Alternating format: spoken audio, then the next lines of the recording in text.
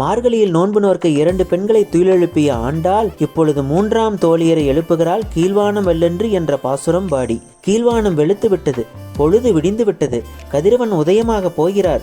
எருமை மாடுகள் கூட சிறுவீடு மேய்ச்சலுக்கு போய்விட்டது. ஏ பெண்ணே, இன்னுமா உறங்குகிறாய்? எருமை கூட சுறுசுறுப்பாக மேய்கிறது, நீ இன்னும் உறங்குகிறாயே என்று ஆண்டாள் எவ்வளவு அழகாக கேலி செய்கிறாள். நோன்பு நோர்க்கச் செல்லும் பெண்களையெல்லாம் நிறுத்தி வைத்திருக்கிறேன் அம்மா, உன்னை அழைத்துச் செல்வதற்காக. அழகு பெண்ணே, எழுந்திரம்மா. குதிரை வடிவில் வந்த கேசி என்ற அசுரனை வாயை பிளந்து கொன்றாரே, முஷ்டிகன் சானூரன் என்ற அசுரர்களையெல்லாம் அழித்தானே, தேவாதி தேவனையான அந்த கண்ணனை சென்று நாம் சேவிக்க வேண்டாமா? அப்படி சேவித்தால் நமது எண்ணங்களையெல்லாம் ஆராய்ந்து அவரே அருள் செய்வார் என்கிறாள் ஆண்டாள். இதிலிருந்து நாம் கற்பது, ஆண்டவனிடம் சென்று அது வேண்டும் இது வேண்டும் என்று யாசகம் கேட்க வேண்டிய அவசியமில்லை. சேவித்தாலே போதும், நமது ஆவா என்ன என்பதை ஆராய்ந்து அவரே அருள் செய்வார். ஆண்டாள் திருவடிகளே சரணம்.